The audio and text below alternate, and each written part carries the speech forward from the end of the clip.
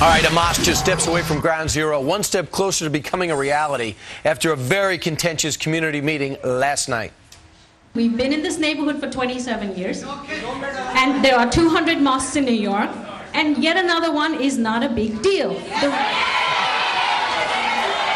after 3 hours of debate, the community board voted 29-1 to support building a mosque right near 600 feet from where the World Trade Center #1 stood. Meanwhile, Dr. Zuhdi Jasser is the president of the American Islamic Forum for Democracy, and he joins us live from Phoenix this morning. Good morning to you, sir. Good morning. It's nice to be with you. You've got a real problem with them building this mosque or community center 600 feet away from the World Trade Center. What?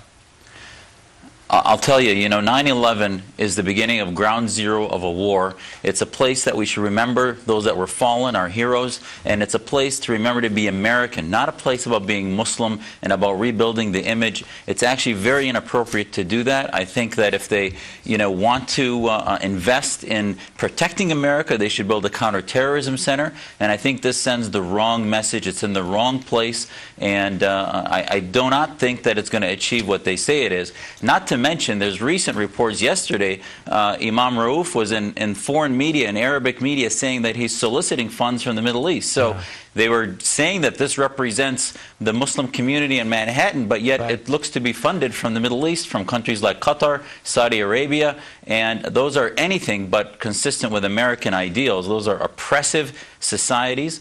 They've taken money from Qatar, for example, for their organization, and that is home to the sanctuary of Imam Qaradawi, who is the spiritual leader of the Brotherhood that has hatched most of the radical organizations around the world. So I'm very concerned about the links and what this structure is looking to become a facade of the real work that we Muslims need to do to reform and get our faith into modernity. I want you to hear, do you want to hear from the Imam last night who put this together?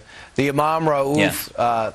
He is Faisal Abdul Rauf, four names, one guy. He's been here 27 years. Let's listen to his explanation why he wants it built.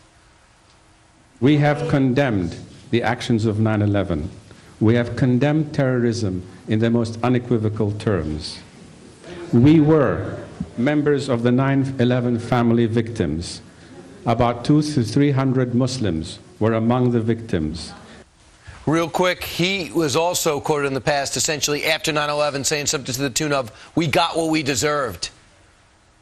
Yeah, he even said that, Osama bin Laden basically was a product of America. And, this is absurd for him. Condemning terror is, every human being does that. What about the root cause of terror? If he's soliciting funds for this thing from countries like Qatar and Saudi Arabia, these governments produce societies that oppress women, oppress everybody that's not Muslim, oppress moderate Muslims, and yet they're going to take money for this center to present a facade that doesn't work to reform and separate mosque and state, which really Muslims need to do to change our condition. And he doesn't talk about that. He just talks about condemning terror. And I think it's very deceptive and really misguided from the interest for American Muslims. Of course, and of course you wonder whether or not there are, if the money's coming in from overseas, if there are strings attached as well. All right, Dr. Zuhdi Jasser, we thank you very much for joining us this morning. Thank you. From Phoenix. Nonetheless, the community board last night gave it the green light. It's up to the Landmark Committee over the summer to say this building's too valuable and historical to destroy. Keep your fingers crossed. Meanwhile, straight ahead,